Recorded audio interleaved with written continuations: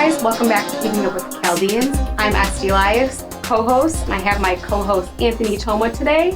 We also have Sundus Goodman with Maple Orthodontics here to share her incredible story of being an entrepreneur, orthodontist, mother, wife, and just share all of the amazing things she's been able to accomplish as a Chaldean woman.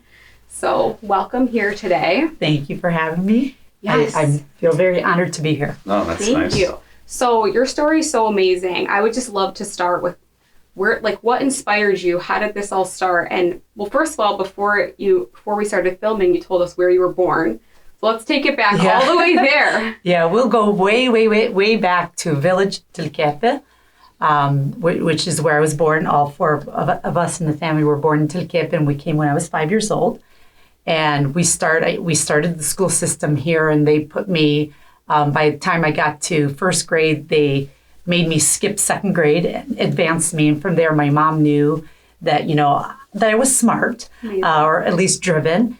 And as long as I can remember, my mom, my dad, my grandparents would say, Sundus is going to be a doctor. Wow. So they put that in my head that I was going to be a doctor. And I'm praying that I do this to my kids, that ultimately they'll become whatever I say they're going to be. So it started that early on. I'm going to guess partly that influence plus just my personality type, little type A, kind of very driven, very motivated. And, going through school, one step leads to the next and always wanting to achieve the highest. I ultimately ended up in the career of dentistry. And I'll say specifically because of our culture. I knew I always wanted to be a doctor, but I was really on the track of going into medicine.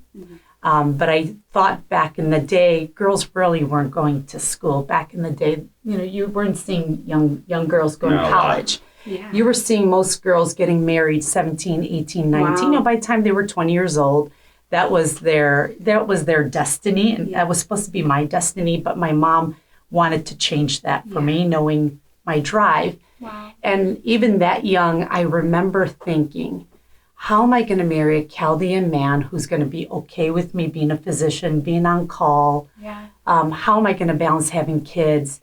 And it wasn't really till I was 19 years old, and I had a terrible toothache.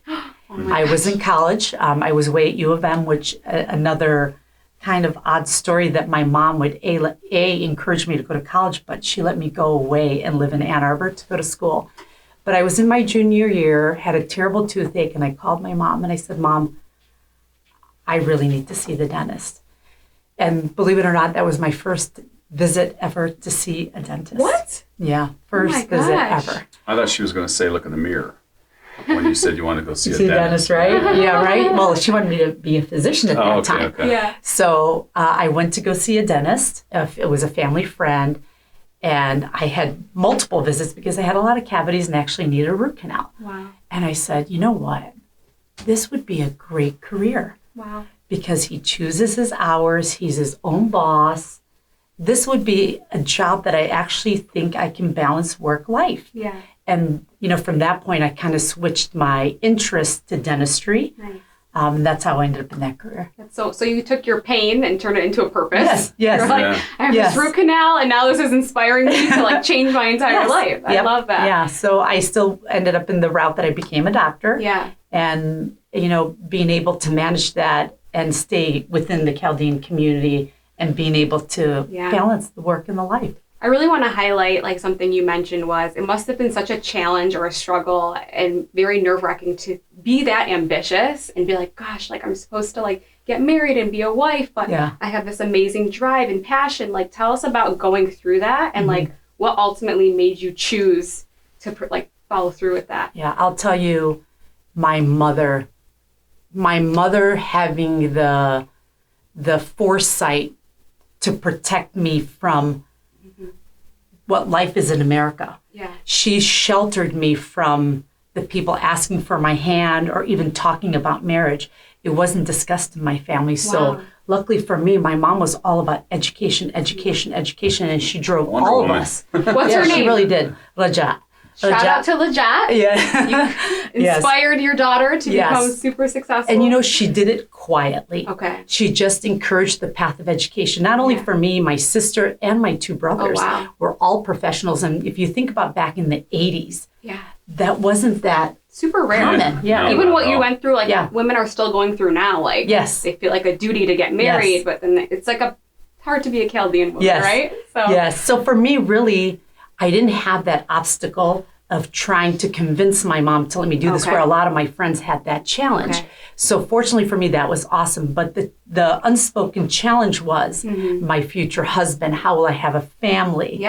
How will all this work? That was my challenge. And that's why when, I always believe God opens doors for me, and I just have to follow and believe and follow that path.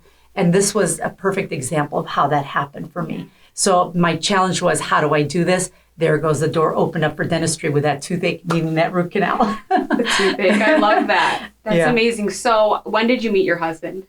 I met him during residency.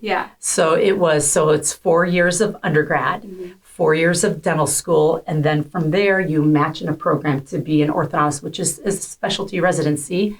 And I got matched at St. Louis University, which is where my husband was also matched to be an orthodontist. So he's an orthodontist also. Amazing. So we met in residency, and we spent 3 years together in St. Louis.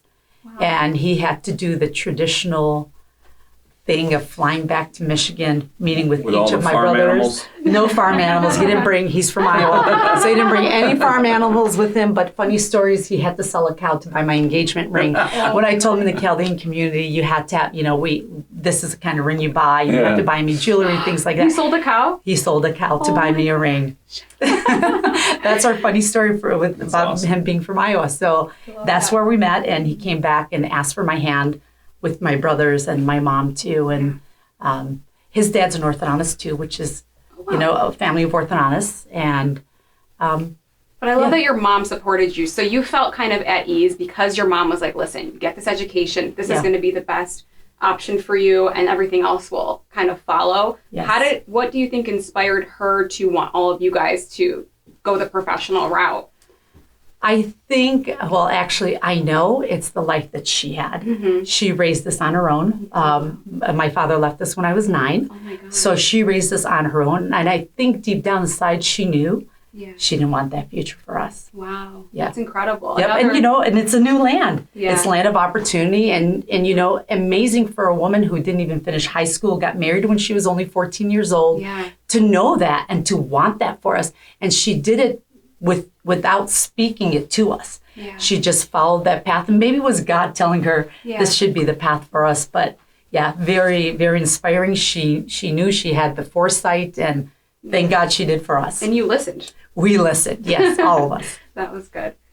Yeah. What did she do being a single mom, right? So, Yep. So, what did she do for a living? So she worked at a supermarket in Detroit. Okay. For Parkway Foods, owned by the Nonas. Okay. She worked for them for 30 years wrapping meat in the meat department. Now some of the Nonas are doctors, right? Yes. Too. Yep. So maybe did that have any relation to or effect on her kind of getting you guys out in the professional field? Probably. And actually it was Dr. Nona, Basil Nona, who was a dentist that I went to go see that I consider him my mentor. Oh, that's awesome. So cool. And then you want to shout out your brothers and your sister? Yeah, absolutely. So my oldest brother is an attorney, Dan Haji. My second brother, who's older than I am, Rudy Haji, he's a dentist. He followed in my footsteps, which is kind of cool. Yeah. And then I have a younger sister who's passed, and she was a school teacher. Wow, that's amazing. Yeah. But it reminds me too of your mom being a single mom. That is what led you to become super successful. Like that reminds me of that pain ended up becoming the reason that you guys absolutely. That's what really inspired your mom to enforce you. So that's so cool. Yeah, she always taught us. She never made us feel like we had a want or a need. She provided for all of our needs, and she's truly an inspiration, very selfless, and her goal was to make us successful in life. Whatever she could do, whatever she could sacrifice, compromise, she did for all of us to get to where we are today. That's so cool. Yeah. And I think we talked about this before, but you didn't mention you were the first female Chaldean orthodontist? I was the first orthodontist oh my gosh. for 20 years. I was the first and only for 20 years. Orthodontist? Or Chaldean? First, I'm sorry, Chaldean orthodontist. That's amazing. Male or female for what 20 years. What was that like when you finished, like having like that honor? What did that feel like? Well, you know, it's 11 years of schooling. So it's finally like, I'm done. I got married 6 months after I graduated. It was starting just a whole new chapter of my life. It was awesome. I'm sure my mom had a sense of relief. You know, one less kid you have to worry about in life, because that's what you do as parents, right? You worry about your kids. One less kid to worry about. Yeah, it was a huge sense of relief. And my biggest thing, even while I was in school, was to inspire other young girls to follow their dreams, to have purpose, whether it's a career, whether it's education, something beyond looking forward to more than just, I'm going to get married and have this fancy wedding and I'm going to have this amazing fairy tale life. You know, I've always tried to inspire younger girls, our youth in general, but especially the girls, to say, you know, you can have both. It's not that difficult to manage. You can do both. And if you have a desire, a passion, whatever it is, whether it's cosmetology, it doesn't have to be a 4-year degree. Find a purpose that will give you some sense of fulfillment in life beyond. And don't get me wrong, being a mother, being a wife is unbelievably fulfilling, but you need that one extra thing that's your own, that where you're earning your own money, having a little more purpose in life. I want to inspire that. I love that. It's so true, because like we talked about in this community, sometimes women just think like, I'm just going to get married and have kids. Or sometimes I even think they feel if they get education, it's going to deter them. Or no offense, but men are a little intimidated sometimes by like a super successful woman. Talk a little bit more about that and why you feel super passionate about inspiring women to do so. Yeah, and you're right about the intimidation, or maybe that's just not how our typical family life is supposed to be. The man's supposed to be the wage earner, take care of his family. So it's a little bit different. So I ended up not marrying Chaldean, not for that reason. Our Chaldean community is phenomenal. In my age group at the time, there weren't that many men that were seeking education either. We were new to America. We were trying to find our way. And, you know, you see today, even today, 10, 15 years ago, our community was not in the businesses they are today. Oh, yeah. It's been amazing. Yeah. Imagine in the 80s, there was only party stores. And if you were... That's the whole premise of the show, right? Is to kind of show off Chaldean product services and businesses. Absolutely. And, you know, the more I see, the more I hear, the more I'm so proud of what our Chaldeans are doing today. So going back to when I was ready to get married, people in my age group weren't seeking professional careers. So, but today, you're hearing about it all the time. It's amazing. It's amazing. We look around, we like own Detroit. We own Metro Detroit, and now we're going beyond. Now we're going, you know, to other states, and we're branching out. It's amazing. It's amazing what some of my friends are doing, men and women. Now women. So many of my friends seeking out and starting businesses and going big. It's amazing. Oh, it is. We see it on the show all the time. Yeah, I love it. You were one of the pioneers. I'm sure so many Chaldeans look up to you as like one of the only orthodontists. And so tell us about if someone wants to get into this field, what would you say was like the biggest challenge that you went through? So, you know, every step of everything that you do counts, starting from high school. And I try to impress this upon my kids. What you do in high school, not just how well you do in your classes and you're getting A's and A+s, is you need to learn leadership. You need to be part of groups, not just to join and go to a weekly meeting or a monthly meeting, but actually taking a leadership role. Can you lead people, even with or without title? Can you lead people? Can you multitask things? Are you a person that can build relationships and know how to influence people? I would start there in high school, building that resume, or building you is what you're building. But we say put it on a resume because now people see this about you. But your leadership skills show, your people skills show. And then that gets you to a college. Does it have to be Harvard or U of M? Not necessarily. Wherever you decide to attend, do your best. Give it all. You know, work to be your best, and you'll be able to balance, your social life, your studies, your home life, and be able to fulfill, if you have chores at home, you should be able to fulfill all of it if you learn how to prioritize. Yeah. The next step after college, of course, you have to perform well in college. Again, build up your CV, which is building you, and then you get onto a dental school. The state of Michigan only has 2 dental schools, only University of Detroit and University of Michigan, but there are hundreds of dental schools throughout the country. That's the next step that you go to, is the dental school. Once you get to dental school, it becomes extremely competitive. You're dealing with smart people from all around the world. Yeah. Once you get to dental school, in order to specialize specifically in orthodontics, you have to graduate at the top of your class to even apply to a program. Oh, wow. And to get in, because the spaces are limited because it's a specialty. Yeah. So for instance, University of Michigan will take, maybe 6 residents. Yeah. So it's very, very competitive to get into a program. And that's why you don't see so many orthodontists. Oh, wow. That's amazing. Yeah. So those are the steps that you have to take, but you have to stay focused. And I try to teach my kids, the youth in our community, just my patients. Yeah. If I can influence them and say, stay focused, prioritize, you truly can do it all. Yeah. If you learn to prioritize what's important. You don't want to go out and hang out with your friends at a mall knowing you have something a little more important to do. Take care of that important task first, and the time that you have available, go socialize. But first things first. My kids learned this in kindergarten. First things first is what they tell me. Yes. It's like prioritize the important things first. There'll always be time for everything else. So if you learn how to prioritize, be a good leader with or without a title, learn how to influence people without being pushy and just pushy, you can get to the step that I got to. Is it a lot of years? 100%. Absolutely, it is. Is it a rewarding job? The best job on earth, truly. Wow. I get to work with kids starting at age 7 and through 70s and 80s. Oh my God. So it's an awesome job. So in my job, I do orthodontics.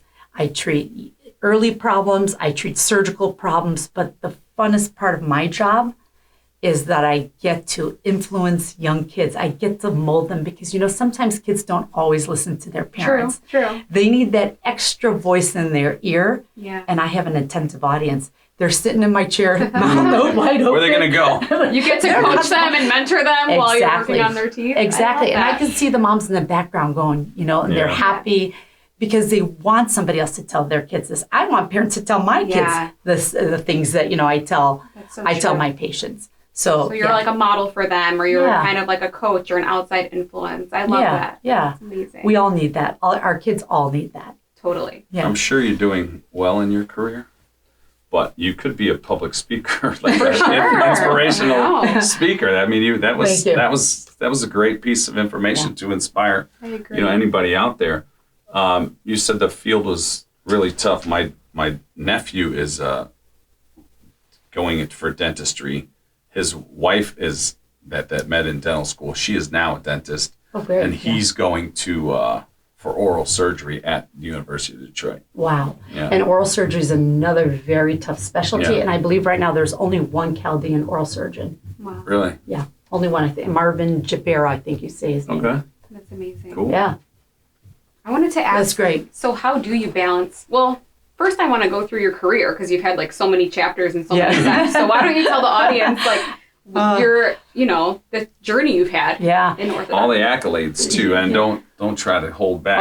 Don't be humble here. And don't be humble. Yeah. Thank you. It's very impressive. Thank you so much. I forgot your question. So you graduate. Tell us the journey that you had in your career. Yes, thank you. Yeah. So we tried to buy a practice. My husband and I both graduated at the same time. Yeah, you convinced him to move to Michigan. Convinced him to move to Michigan.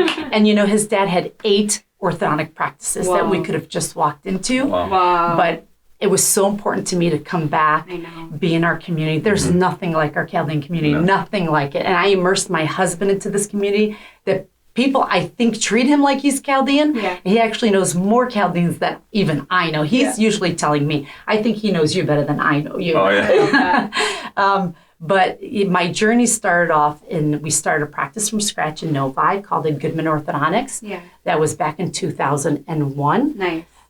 Literally, we paid for the concrete floors of the suite. We built it out, and we built this practice one patient at a time. Wow. Amazing. And, thank goodness for the support of the Chaldeans, some of the local dentists. It just took off. It was amazing. Yeah. There were two orthodontists. You don't need two orthodontists, one practice. So we went to supplement our income working for a bigger group. Okay. At that time, they had 23 practices, and they had just bought their first orthodontic practices to join their 23 dental practices. And my husband and I, Rob and I, both went to go work for them. And we both took an office, and very quickly in 1 year, doubled and tripled the revenue of that practice. Amazing. And they came to us and said, I don't know what you're doing or how you're doing it, but whatever I was implementing for my private practice, I was implementing for these because they had no systems in place. Oh, wow. And so they asked me if I would take these 13 practices that they bought, kind of replicate the model that I had in the practice we were working for them, which I did. So that's how I got now into operations and ultimately ended up in an executive role for this company while working chairside, while being pregnant. Oh my gosh. So busy woman. But it was fun. Yeah. It was, for me, that was like exciting fun, and being pregnant for me was fun. And so I did that for 18 years, ran my private practice with my husband. We both worked for this bigger company. Yeah. Each of us had a practice for them, and I had my executive and operational roles. So you had like 3 jobs. I literally had 3 jobs, 3 contracts. I literally did. Amazing. And we grew that entity all the way to 300 practices. Oh my goodness. And 3 years ago, I decided to leave that entity. Yeah. And now I started my first practice again with Maple Orthodontics. You wanted to go back to like the old school, like just your own private. I did, and so I you did. had 3 babies throughout in that 18 years Yes. too. 3 jobs, 3 children. 3 children, yes. And thankfully for the support, you have your mother, and we had au pairs along the way, but they lived with us and they became part of the family. I had help, I'm not going to lie. Yeah, I had help the before and the after school, but I was responsible for all the mom things. Yeah. I cooked, I did those things for my kids. I sat with them with homework. I kept my house clean. Yeah. My au pair and help was there for the before and the after when I wasn't there, but I didn't want that to keep me away from a career. Mm-hmm. So for any woman out there that wants to know how to balance, when your kids are at school, from the 8 to 3, you still have from, 2-3 hours the after school and maybe an hour before school that you really need help. Yeah. So for that, you don't have to trade off career or family. You certainly can do both. So I always say you can work when your kids go to school, you have like 9 to 3 to like do whatever profession that you want. Absolutely. So Maple Orthodontics is my first practice, and I was smart enough that I found the second graduating orthodontist, Dr. Brandon Shoukri. Nice. And he's joined my practice as well with me and my husband. Amazing. And, our goal is to ultimately grow from one Maple Orthodontics location to multiple. Yeah. And eventually hiring in other orthodontists to join with us. And hopefully I've influenced enough of my patients that are now dentists that maybe will go on to do orthodontics and come join me. Where is it? We're at Maple and Daly, just west of Orchard Lake Road. Okay. West of Orchard Lake? Mm-hmm. Where Bateman Eye Center used to be. Yeah. Okay. As soon as you turn there, it's all medical dental in there. Oh, cool. That's so cool. I have to ask, besides your mom, you must have had like a role model or a mentor to be like this ambitious and successful. Everyone has like a guidance, right? Yes. So who would that be? So my dental mentor, I have to say, was Dr. Nona, Basil Nona. Oh, nice. Because he was the one that took care of all my fillings. He helped my family, with payment options, things like that, made it very doable for me. But you know what? When he was treating me, I would ask him questions about dentistry, and I don't even think he realized that he was mentoring me. Wow. But he was mentoring me, and I admired that he had his own practice. He was his own boss. And I think I just recently told him that he was my mentor. That's so cool. Yeah. I love that. Are there any other role models, like maybe not Chaldean or not dentist, that you kind of were like inspired by? Yeah, there was a doctor in my residency, Dr. Susie Cicero. I'll never forget her. She was a dainty little Japanese lady. She was so sophisticated. I wanted to be Susie Cicero, and the way she stood at the chair, the way she held her mirror, She was my mentor because she was a great orthodontist. Mm-hmm. She had this way with people, the way she talked, Mm-hmm. her mannerisms.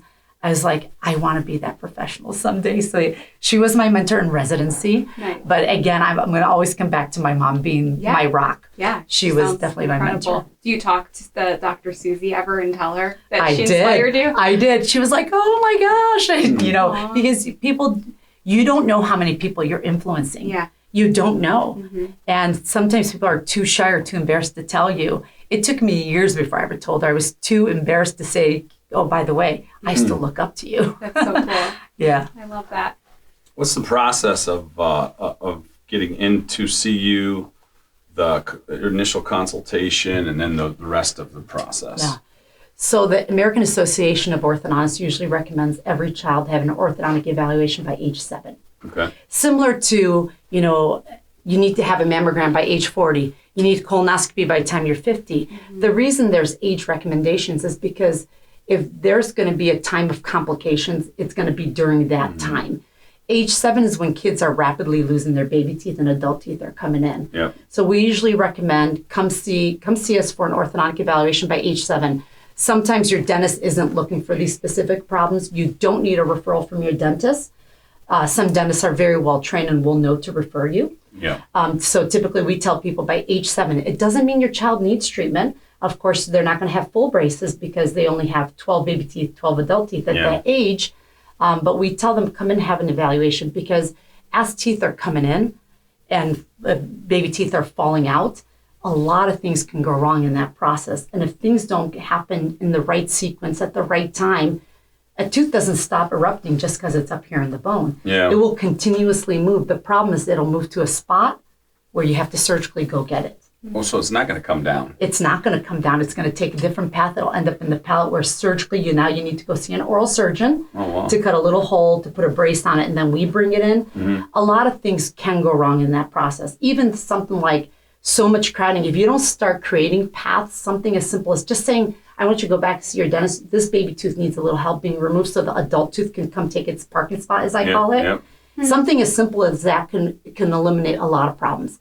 Things like sucking your thumb creates an open bite. Open bite meaning when you bite down, there's a gap between your top and bottom teeth because the back teeth touch, but the front's open because the thumb has pushed them open. Well, an open bite now causes a tongue thrust. So they're talking, the tongue's coming out, and then their swallow pattern becomes very irregular. So in order for them to swallow, where you and I will just close our lips, we form a suction and we swallow. For them, they have to position their tongue forward to close up that air from coming through in order to form a suction. Well, that's not normal for a tongue to come forward like that. Yeah. The tongue should go up. So something that simple, we can break kids out of habits, and all that is free up until they actually need treatment. The other big thing is when they have a crossbite, meaning the upper jaw is too narrow. We describe this as the upper jaw and the lower jaw. The upper jaw should be like a lid that fits over the box, which is the lower jaw. Well, sometimes the upper jaw is too narrow where teeth are sitting inside.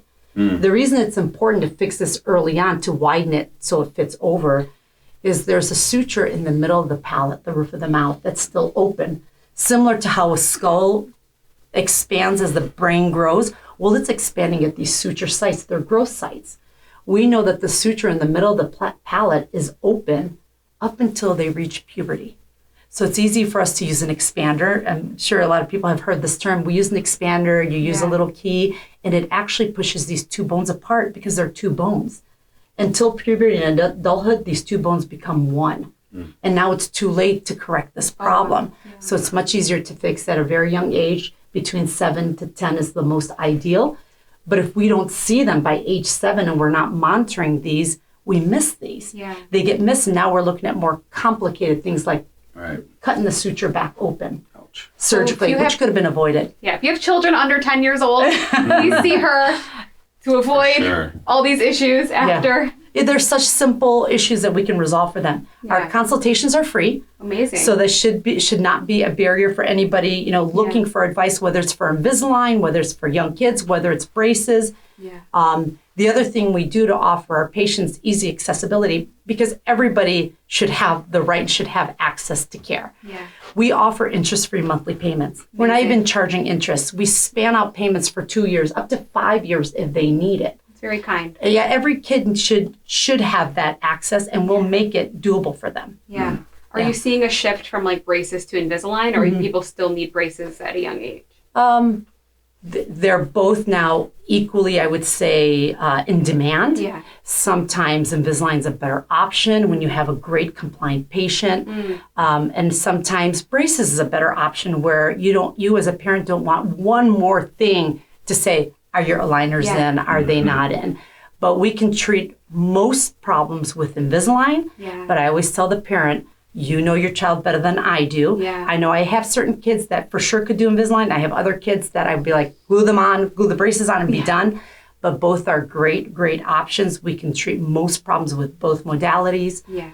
It just, again, depends on each person, personality type. And sometimes some cases are too difficult to treat with Invisalign, that braces are a much better option. Yeah. And of course, if you're an adult and braces are a better option for you, we have ceramics. They don't even show. They're ceramic, tooth-colored braces. They're made out of ceramic so they don't discolor. That's smart. I've seen those too. Yeah. And they're great. They're glued on, you forget Anthony it. has them. Oh, what do you have? Can you see them? What do you have? Ceramic. I'm talking about braces. So you have They're veneers. braces. Yeah. No, the braces. Where? No, you Can you don't see have them? No, he's joking. No. He's our comedian on the show. I'm like, I know I don't see them, but they look pretty good. Oh my gosh. So you don't do, do you do cosmetic? Dentistry? Yeah.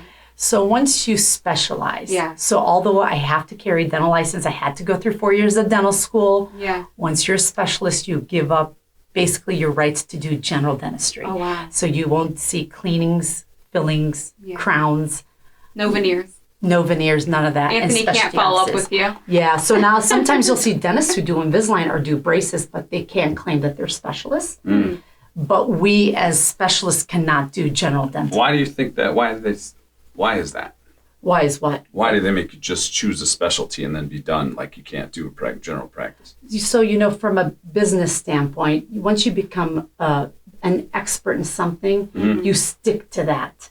You stick to that expertise and you leave the general dentistry to the experts. So unless you're treating thousands of cases, you're not an expert. So if I dedicate half my practice to doing fillings, cavities, I'm now half an expert. But that's not by choice. Like you can't even do that, right? If you chose to. If I could, but I would now no longer say I'm a specialist. Oh, I got you. Kind of like if you're a surgeon, why would you do like just a general family practice anymore? You wouldn't. It wouldn't be worth it. Well, you see a lot of dentists will do some Invisalign, they'll do some braces as an adjunct to their practice, but they are not actually the experts. Gotcha. So I've treated 10,000 kids in this community. Amazing. Jeez. Yeah, in my career, I've been in practice almost 23 years. Awesome. It's cool now. I'm seeing them all grown up. Some are dentists, some are professionals. My two cousins were inspired by you, I believe. Dr. Elias's. Yes. They made our family. Yeah, they're the Dr. Elias, not me. So proud of them. Sarah and Sandra, shout out. Yes. How long did they work for you? Sarah worked for us for years, for years. I don't remember how long ago. Like 6 or 7. But I was very sad, but at the same time, so happy. Yeah. I encourage her to do that. I know. Go to dental school. And it was her younger sister who went before her. I know. It's funny. So I encouraged her and I would say to her, you know what? I hope that being an assistant is not your long-time career. Yeah. So, between her sister, they're amazing young ladies. I'm just happy we have Dr. Elias. Yes, right? And they're women. And they're women, yes. We do close out every show with a question, but before we do, is there anything that we missed or overlooked or didn't ask you that you want to share with the audience? No, I think you guys did a great job. I mean, the biggest thing I wanted to come here to do was get awareness of when you should see an orthodontist by age 7, and that we treat patients, of all ages, where we're located. And another really important message I wanted to bring here today was to inspire our youth in our community. I think you did that. Did. To really seek. You inspired me. Yeah, and adults I'm too. Part of the youth. And I'm part of the youth. to seek purpose. It doesn't have to be a profession. It's beautiful. Yeah, anything, because look where we've come. It's amazing. It's amazing if you think about it. We came here with nothing. Yeah. All of us, the younger generation, I'm going to include me and all that. We came here with nothing. Look That's where we fact. are. It's incredible. It's true. We asked for no handouts. We worked hard. We worked in the stores, open to close, as we used to say. Yep. You know, we live with such little need and want. Yeah. And look where we're at today. It's awesome, but the next generation needs to know. They need to go to the next step. And, you know, we're in the U.S. now, and a lot of things are possible. I see them doing it, you've taken the next step. Like you've already taken that step. Now we want them to take another step too. That'd be great. I am curious, before we ask our last question, what is your vision? Like, what's the next 5 to 10 years for you going to look like? I would like to build a group of practices and bring on people from our community to start working, which is why Dr. Brandon Shoukri has joined us. Amazing. And build, be the go-to orthodontist. Yeah. I want when people say, I go to X, Y, or Z, for them to say, I see Dr. Goodman or I see Dr. Shoukri in our practice. Yeah. Because, we're 150,000 plus strong here. True. And, now we have a few orthodontists. There are 4 total in our community. I'd love to see the community support our practices. Amazing. That would be, if there's one thing, I go out of my way to support Chaldean businesses. Yeah. I seek out Chaldean businesses. Even if I don't know them, awesome. I text my friends. Karen Akuri from Drench. Yep. She knows the world. Yep. All I have to do is text her. Hey, do you know somebody who makes chocolate dip cookies? Yeah. And she'll give me 3 or 4. So, it's good that we support our community, where we live, our own specific people. Yeah. So that would be my next thing, and hopefully I turn the baton over to the next group of Chaldeans that will take over my practice. That's what I would love to see. I love that, and your kid might be one. Your child. I'm praying. So you have 3 kids, boys, girls. Well, I have a 17-year-old daughter at Marion High School. Okay. I have a 15-year-old son at Brother Rice, and a almost 13-year-old 8th grader at Our Lady of Refuge. So one of them, you have to carry on this legacy that your mom created. No pressure. So hard. You got to influence them. Mom and dad too. Yes. Yeah. Dad too. Yes. All right. So we close with an awesome question. Oh boy. What does it mean to you to be Chaldean? Oh, to me, it's everything. It's what I identify as, not just me as an individual, but I identify in my community. That's, for me, to be Chaldean, to immerse my American husband into the community. I brought my kids to Our Lady of Refuge because, I was in Ann Arbor. Yeah. I was in Ann Arbor most of my my educational career. Yeah. So I wasn't around Chaldeans. Yeah. So I brought my kids to Our Lady of Refuge, and that's where I immersed myself back into the Chaldean community, and brought my husband into it. So for me to be Chaldean, it's what I identify as. To me, it's everything. My kids who say I'm Chaldean and say it proudly, that's what it means for me to be Chaldean. Very proud. Very proud. Say it proudly. Yes, absolutely. I do say it proudly. That's great. I like that. I'll take that note. Thank you so much for joining us today and inspiring our audience and the youth and just and me as well. I mean, it's a beautiful story you have, and very proud to say that I'm Chaldean and that you're Chaldean, and Esty, you can be Chaldean. I'm Chaldean. But you're a powerhouse. Thank you so much for being here. Thank you. My pleasure. Like, follow, subscribe. Definitely check out Maple Orthodontics so you can meet this wonderful woman and get some therapy while you're in the chair, get some coaching. It's a double service. Yes. So thank you guys so much. Thank you. Bye.